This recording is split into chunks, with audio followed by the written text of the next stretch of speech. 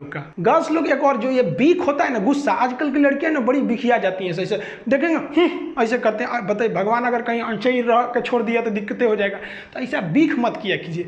जिंदगी में जो इंसान अपनी जुबान पे कंट्रोल कर लिया ना कि हमको क्या बोलना है, और गुस्सा पे कंट्रोल कर लिया ना, पूरी दुनिया को जीत सकता है।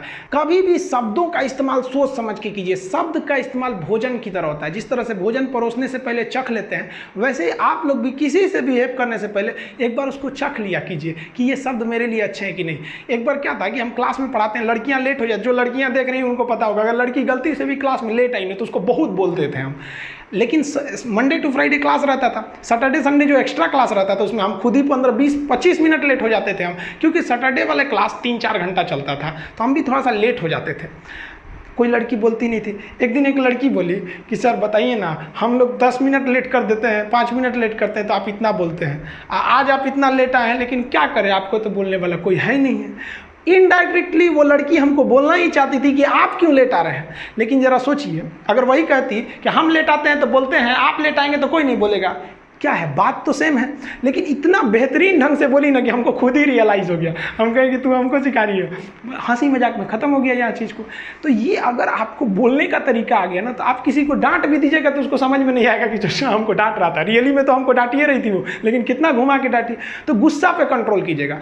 आप दुनिया में कभी किसी को खुश नहीं रख सकते हैं, और आप कितने बुलंदी पे चले जाएंगे ना, लोग आपको गाली देने वाले मिलेंगे ही। आप राष्ट्रपति से लेकर देखिए, आप नरेंद्र मोदी से तो बड़े नहीं ना हैं, प्रधानमंत्री, उनको भी आपको देखिएगा गाली देने वाले मिलेंगे सब। आपको हम अपना एग्जांपल देते हैं, हम इतना मेहनत से चाइना बॉर्डर पे क्या हो रहा है, कहाँ क्या हो रहा है, इतना बेहतरीन ढंग से आपको बता देते हैं कोई भी चीज़ को।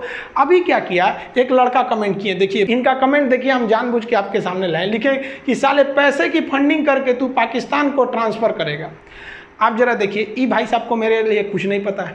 पटना में आज भी अगर किसी को ब्लड घट जाता है तो मेरे पास आता है, अनाथ बच्चों को हमारे पास भेज दिया जाता है। ये सब ये हमारे बारे में कुछ नहीं जानते हैं, ये अपनी मेंटेलिटी दर्शा रहे हैं यहाँ पर। अब एक नॉर्मल आदमी क्या रहेगा, या तो इसको भी गाली देगा या तो इसको ब्लॉक कर देगा।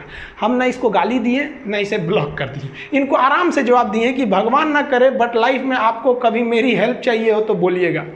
आई एम इंडियन मुस्लिम, मुझे आपसे देशभक्ति की कोई सर्टिफिकेट नहीं चाहिए। आप बताइए, आप 100% कभी किसी को सेटिस्फाई नहीं कर सकते।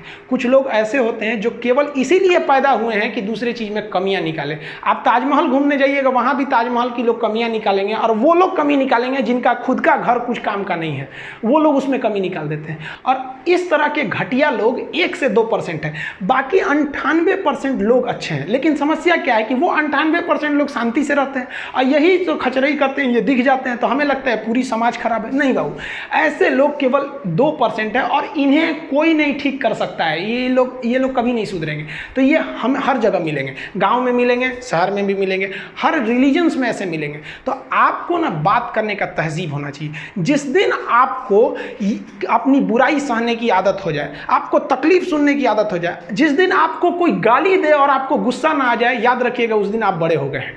उस दिन समझ जाइएगा कि हाँ हम बड़े हो गए, अब नहीं। वरना ऐसा नहीं कि दाढ़ी मूंछ आ गए, आप बड़े हो गए तो इससे बड़ा कहा जाता है। इंसान मेंटली बड़ा होता है। आपको पता है, ये भाई साहब मेरा फिर से रिप्लाई किए थे कि सॉरी सर, हम आपके बारे में बोल दिए।